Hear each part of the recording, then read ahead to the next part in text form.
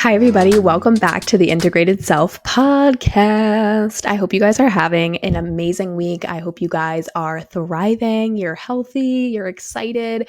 Maybe you are resting, whatever it is. I hope you guys are having a great week. This week, I kind of wanted to kick off and start getting a little real and raw.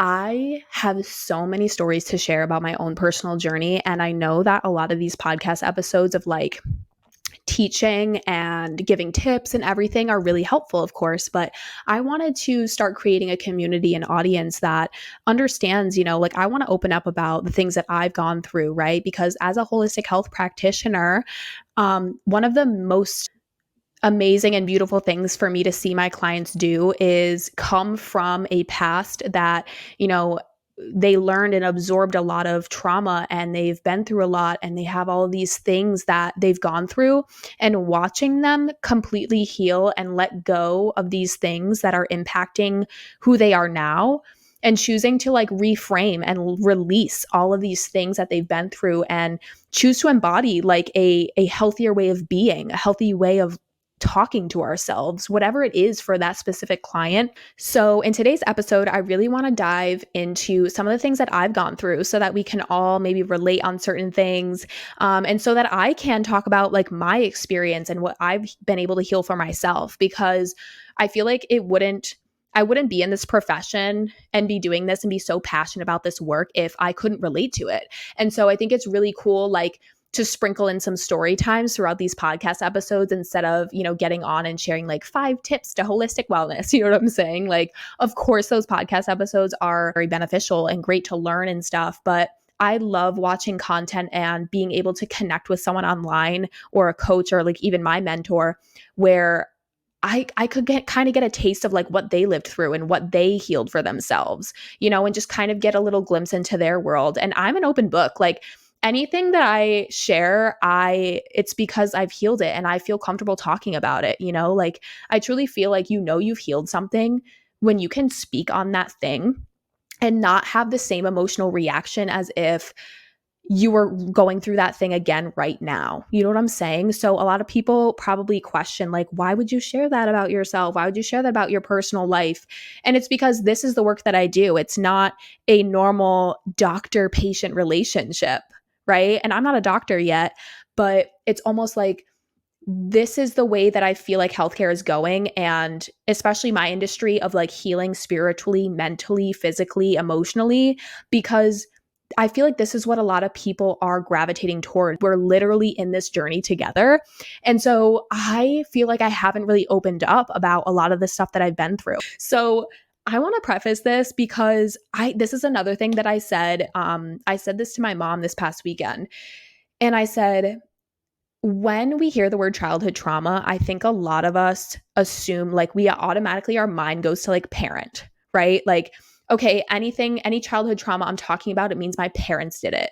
And that doesn't encompass all of childhood trauma. So or childhood hardship or challenges, whatever it is, maybe you didn't experience what you would label as a big T trauma, but you had, moments where you didn't feel safe or you were emotionally neglected, right? There are certain things that, I think a lot of us are afraid to throw around the word trauma nowadays. And I understand that. I want to open up about some of this stuff and remind everybody that, and this is what I had to remind my mother as well, of yes, there were certain things that I experienced within the home, but there were other things that I experienced in school, with friends at their parents' house at a Friday night sleepover, with a boyfriend that we were out driving. You know what I'm saying? Childhood is just the time period. It doesn't mean that it's your parents and it's always the parents' fault. You know what I'm saying? So honestly, there are some things that I had to go through, which looking back is honestly crazy to think. And you're going to hear what I'm talking about in a couple of seconds when I share it with you. But it's honestly crazy to say this stuff out loud and really think about it and realize that I was only 16, 17 years old and that I was dealing with this stuff all on my own and I wasn't telling anybody. So I basically told my mom, hey, just because I say childhood trauma, it doesn't mean that it's your fault. It doesn't mean that it's something you did, because I honestly experienced some things that had nothing to do with my family and had everything to do with my friends or my friends' parents, right? Or like your boyfriend when you're a teenager. So there's other things that I had to remind her of. Like I was like, there's some stuff that I went through that you have no idea about. I've never told you these things before. So, I'm on my own journey, and I really feel like I just want to start sharing some of this stuff and kind of let you into my world, and maybe unfortunately will relate, but this is where I feel like I heal, is by sharing my own story and being vulnerable. I love being vulnerable. Like I'm that person that always wants to be in deep conversation, and I want to know your story and all the things. So this is why I'm passionate about it, as you can probably tell. So I want to share with you guys something major that I went through in high school and kind of in college as well. But it was something that kind of flew into my life. Like it's something that totally caught me off guard. And it's something that, like, when you're going through it, you just are going through it. You're just trying to make it through that situation. And I didn't process it honestly until I started my healing journey towards the end of my college experience. So I had a situation in high school where I was with this guy. We were dating, or I guess that's what you call it in high school, 16, 17, 18 years old. And so we started, honestly, I was in a relationship before this specific boyfriend. But the boyfriend before him, we were long distance. So he went actually at a different school than me. And we only met because my brother played baseball with him. So we were in a relationship, and I guess whatever you would call that, right? Like we were texting. I was at the time I was practicing driving. So I would drive to his house because it was like a half an hour, 40 minutes away. So anytime on the weekends, if I wanted to see him, like I'd be like, well, I can drive myself. Like I'll practice my driving. So anyway, I was with this certain person my first 2 years of high school. And he was a little bit older than me, but like, that first boyfriend that feels real, and you're like actually hanging out outside of school and you feel like you're actually going to marry that person. Like you act like you're a married woman. And I took it seriously. Like I was very invested, and that's just kind of the person I am. I've never been that kind of girl that can just dabble around and not care. Like I'm a very much a relationship kind of person. Like I can't just like, I'm not just in it for certain reasons. Like I've always looked at men as like, are you going to be my future husband or not? Like that's just kind of how I am. Maybe I never had any sisters, you know what I mean? Like maybe that's just, I love that about myself. Okay. I'm just not that other girl that, and if you're that girl that wants to go around and, dabble around, good for you. It wasn't something that I ever felt comfortable doing. I just was always like one person at a time, respect them, like I just felt bad. Like I felt like I was doing something wrong if I was talking to two guys at once or whatever. So anyway, I was with this certain boyfriend my first 2 years of high school. And 2 years, you'd think that's like pretty good for your first high school relationship. But I thought everything was going great. And out of the blue, he just breaks up with me. And this is my first real breakup. So I don't know if you guys can all just flash back real quick to your first breakup. It literally feels like your heart is being ripped into shreds. I remember me getting that call, like we talked, I lost my shit. I was literally like snot crying. I was freaking out. I felt like my world was crumbling down on me. I couldn't breathe. And then the rest of that night, I was in a depressive cocoon. Like I was literally in my bed. I will remember this forever. My mom comes in and she was consoling me, and like she totally understood and she was so comforting. But like after a while of me just being so depressed, she didn't know what to do. So the rest of the night, she just like sat there and just was there for me. Thank you. And I didn't know what to do. I felt like, wow, it really made me question my self-worth. And, like, how did I not see this coming? And I just had this feeling like maybe he met someone in his school, like in his grade. And that's why he was like, I'm not doing this with this girl anymore. Like, we don't even really live near each other. I never really see her. But I don't know to this day, like the reason why that happened. I was devastated and never saw it coming. Started questioning myself, like, what's wrong with me? It kind of sent me into this bitter mindset about everything. And about 2 weeks later, like of us not talking, like we broke up. he texts me and he wants to get back together with me. He's like, I'm so sorry. Like, do you want to get back together? And I love my past self for this, but I remember texting him just being like, no, thank you. Like, no, you broke up with me 2 weeks ago. Why are you now running back? Like, basically just said no. And I shifted gears and I started talking to this guy that was kind of like my guy friend at the time, but he was helping me through this breakup, which you would probably already have red flags, right? Like, why is this guy hanging around me while my heart's broken? At the time, I wasn't interested in him. I just thought he was really nice. He was, texting me, asking how I'm doing. Do you need anything? I'm so sorry. Like, he's so stupid, the classic red flags. But at the time, I'm just thinking like, wow, this guy's so nice. He's so like, he's there for me. He understands how I feel right now. And I trusted him, And so as you can probably imagine, in high school, there's this guy and he's paying attention to me right after I get my heart broken, and he's there for me and he's acting like I'm everything. And this guy's so stupid for breaking up with me. So of course, naturally, I'm like loving the validation from this new guy. And of course, we start dating.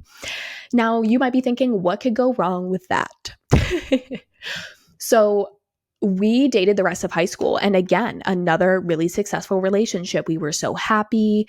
My brothers, I don't think liked him, but like it was just kind of like, wow, I feel more secure in this relationship. I feel like this guy can actually hold space for me. And he was like kind of the guy that would treat you like a queen, and he drove me everywhere, chivalry, opening the door, making me meals, like would do the cutest little gestures to make me happy. And I just felt seen. Like this guy was giving me validation that I literally just lost from this other guy. And knowing myself back then, like I didn't know who I was. I didn't know anything about healing or any of this stuff. So I didn't recognize in that moment that like, oh, I just got broken up with. And the reason why I'm gravitating towards a new guy so soon is because I need validation. I need to feel good about myself right now. And instead of being that for myself, I kind of like was so unaware. Like I was unconscious to all of this happening, as most of us are when stuff like this happens. And then in retrospect, you're like, oh, duh. So I went into a relationship with this guy and he was a great boyfriend and everything was, great. Like my grades were up. I got into the college I wanted to get into. We were happy. Like everything was perfect. And I remember a red flag. Like, and again, this relationship, no red flags throughout it, besides the fact that he was coincidentally right there when my previous boyfriend broke up with me. But this one was like, I just started noticing and getting weird feelings when, as seniors, like the talk of college and graduation, all that excitement starts to come about and people are picking their colleges. And honestly, I was so excited to go to college. I actually had some other things going on at home at the time that I was like kind of super stoked to be able to go out in the world and have my own like roommate and my own friends and be away from home for long periods of time and just kind of try being an adult, I guess, like half of an adult at college. And I'm like, I just can't wait to go out and do my own thing and be on my own and not have to answer to anybody and just make my own decisions and all the things. And when we were applying to colleges, I wasn't even really, I just assumed we weren't going to the same college. I never questioned or thought of like, let's go to the same college together. Like, I was very much in my own lane. Like, I'm going to do me. I'm going to go where I want to go. And we did go on college tours together, and obviously like together we visited the same schools, but we didn't really talk about like, he was never giving any signs of like, let's go to the same college or anything. I just figured we'd both apply and we'd both pick the one that was right for us individually. And then, I did have some anxiety about what's going to happen if we go to separate schools, but I was just so excited for that new time in my life that I'm like, everything will be fine. I'm just excited. So anyway, I ended up applying to colleges and I don't know if there's a certain date. It's so hard to remember at this point, but I had to commit to a college like that night. Otherwise, I couldn't get in for the fall semester.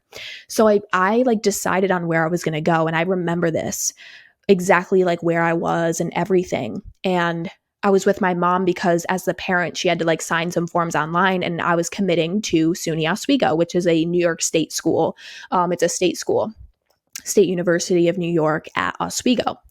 And I loved it. They had just a brand new science building. I knew I was going for pre-med. I was going for biology or biochem. So I was like, perfect, new science, everything, sign me up. So I commit to the college and my mom's like, are you sure? Like, are you sure you want to go here? And I was like, yes. Didn't tell the boyfriend, right? Then eventually he's like, oh my gosh, where did you commit? Or maybe I texted him saying like, I committed, so excited or whatever. And he goes, where? And I said, SUNY Oswego. And then literally, I don't know if he texted me or like the next day, again, it's all a blur, but he basically said like, me too. Like, we're going to the same college, me too.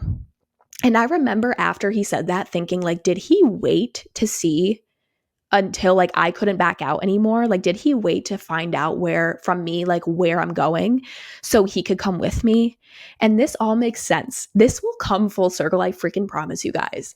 So we both commit apparently to the same school. And I remember kind of feeling a little like, what? Like, it didn't make me happy. There was a part of me that was like, why? So we end up going, like the summer passes, we're like, I guess I kind of just went along with the idea that he was coming to school with me. And I was like, whatever, like maybe we'll last the whole 4 years together. Like maybe this is going to be it.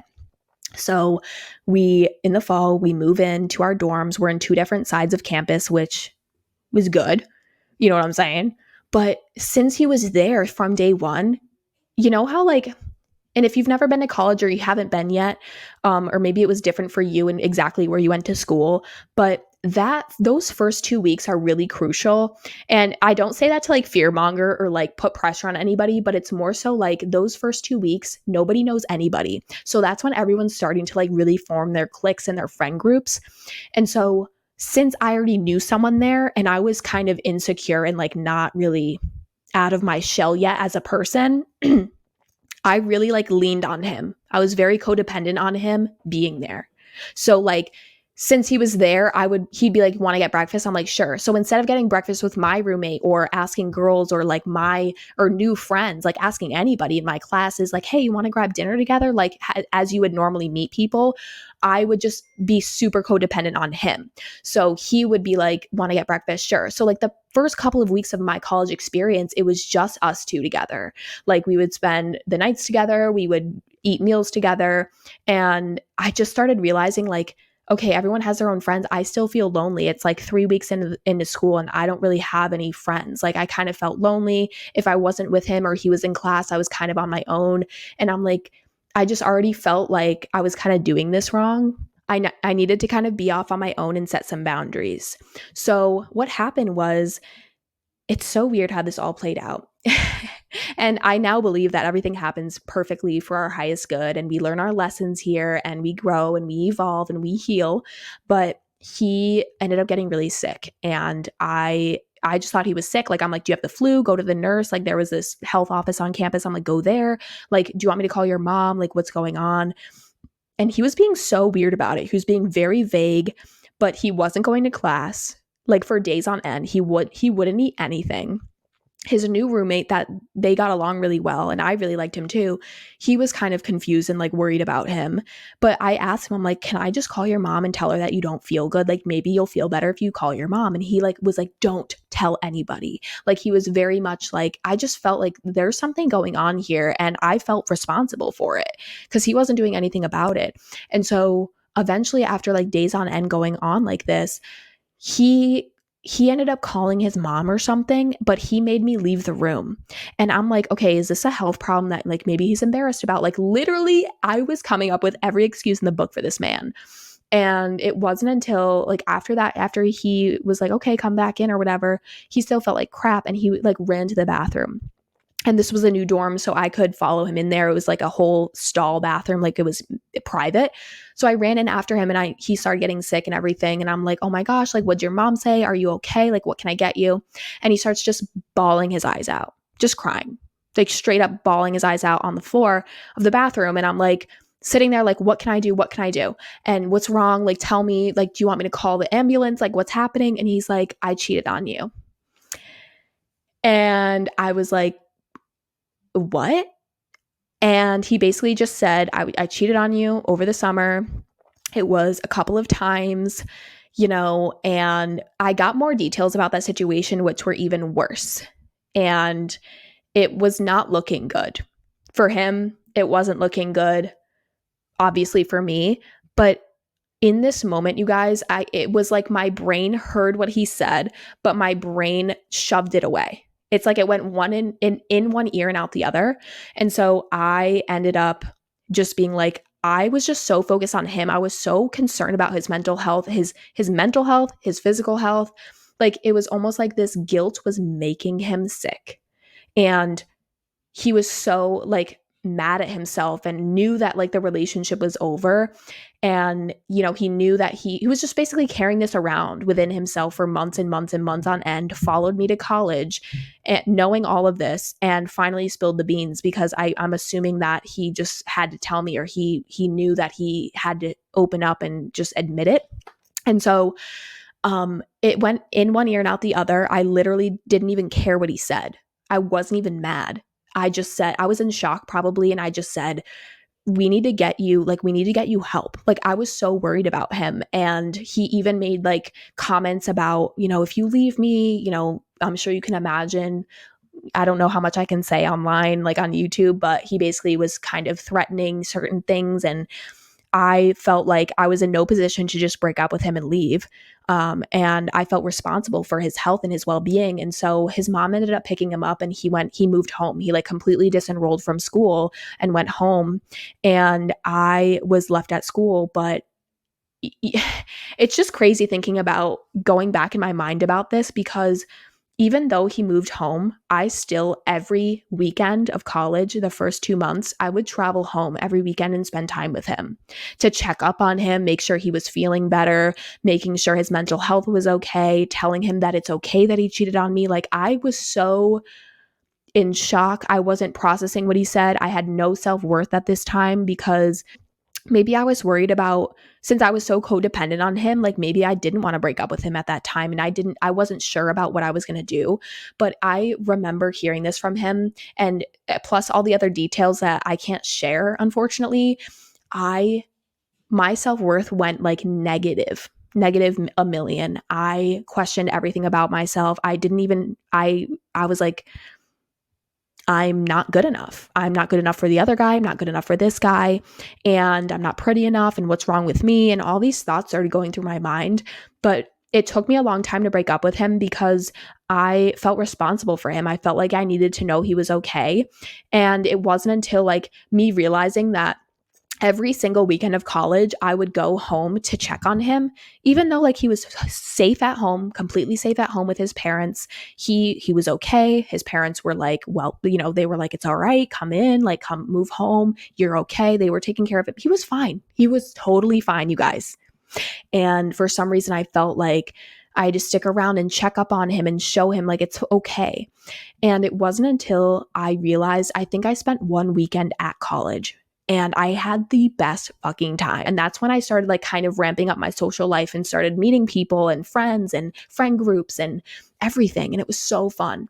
So I started realizing like how much I missed out on, even though we were only 2 months into school, because everyone was so close already and everyone had their inside jokes. And I was like, I missed out on so freaking much because of what? Because I was going home to hang out with this guy on the couch that was sulking from a mistake that he made. You know what I'm saying? So that was kind of going through my mind. We were still together, but I was just kind of slowly losing interest. And I think what was also happening is I was processing what was going on and meeting other guys at school, like guy friends, and just being like, I don't deserve to be treated this way. And I started just spending more time at school. And this guy, my boyfriend at the time, would text me and shame me for going out. He would shame me for what I was wearing. He'd ask me like, why are you putting your makeup on to go out? I'm like, why wouldn't I?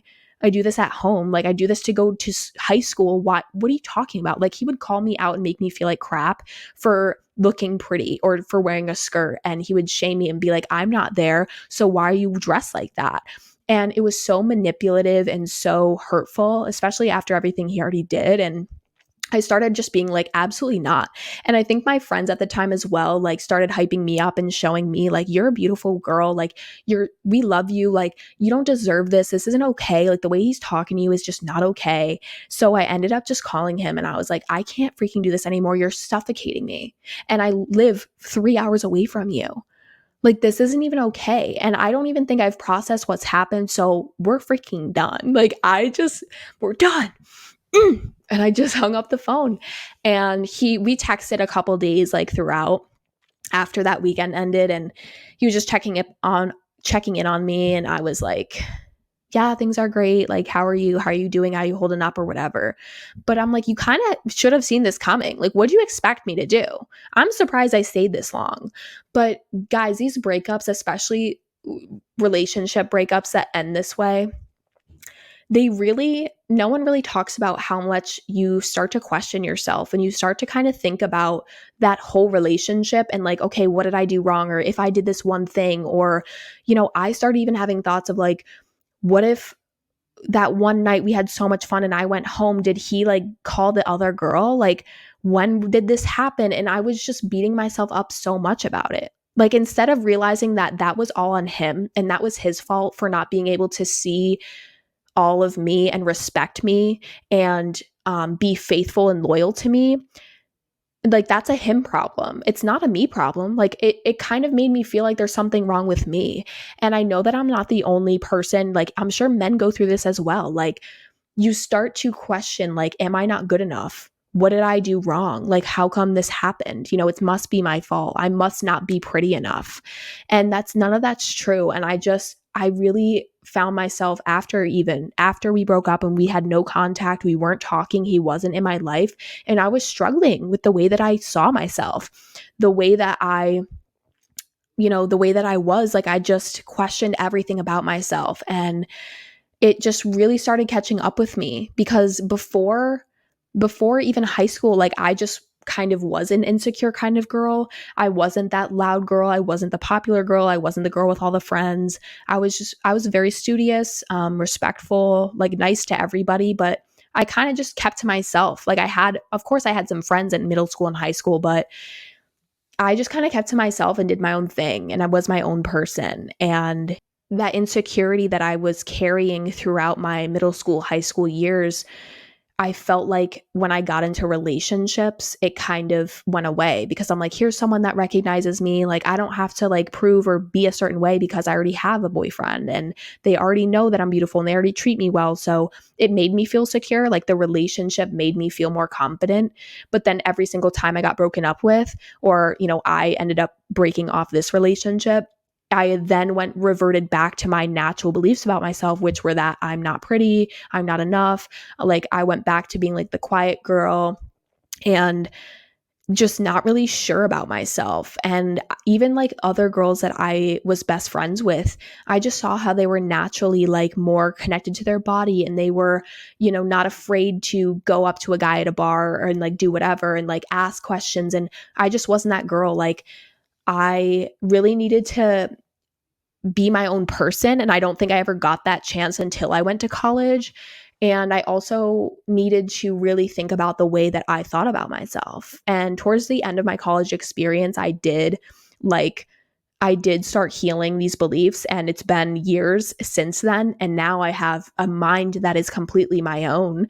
And that is the most freeing thing I think I can ever say, is that like, I literally released all of those beliefs, because what happens is we go through these experiences, like whatever they are, and like for me, for the breakups, for the rejection, or the mistreatment, the unfaithfulness made me question me. It made me be like, okay, what's wrong with me? When in reality, it's just the fact that that person decided to go cheat, like, it doesn't mean that I did anything wrong, and like maybe they weren't getting what they needed in the relationship, which is why they cheated, but they didn't communicate that to me. So I had no idea. Therefore, the cheating is not my fault at all.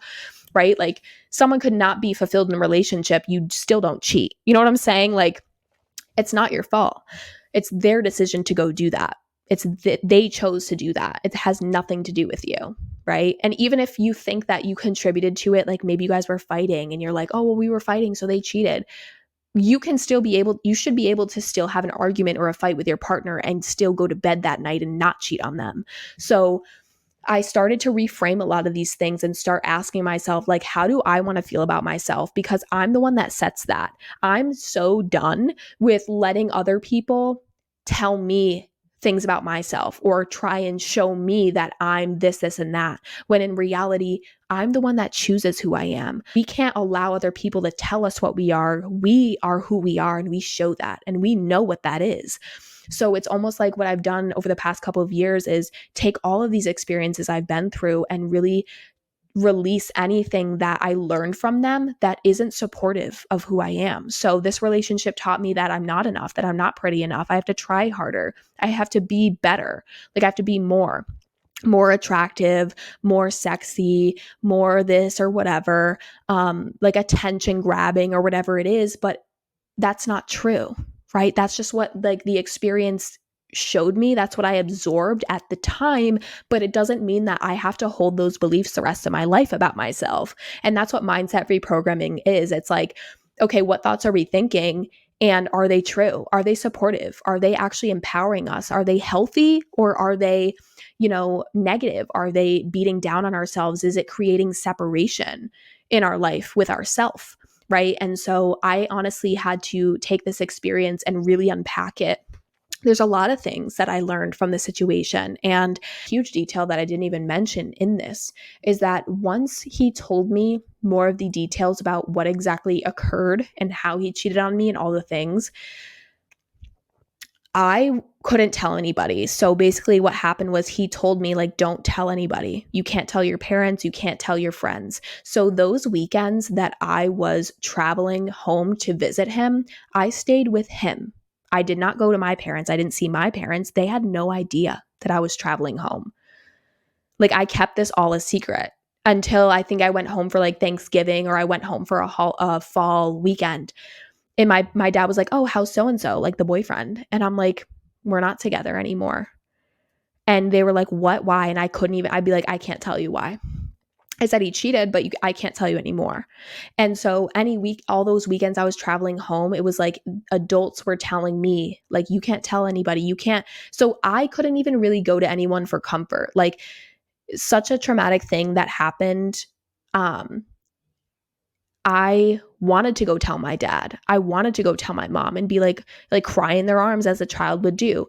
But they basically, like his parents and everyone was like, you can't say anything. And so what happened was I had to keep it to myself and deal with it all myself. And so I remember this one weekend that I traveled home to go visit him. And obviously, again, like I couldn't tell my parents. They had no idea I was home. Like they're at home on a Sunday, beautiful morning, and they're thinking that their daughter is at school 3 hours away. So I'm pumping gas, leaving to go back to school on a Sunday. And I run into my freaking mother at the gas station. And you can tell that she's like she didn't even know what to say, because she pulled up next to me and she's like, you could tell she was so confused and puzzled, but she was just kind of like out of words, like, what? Like, why are you here? Like, what is happening right now? And I was like, hey mom, like I think I played it off really cool, and thank God she didn't ask any more questions, but I honestly feel so bad right now.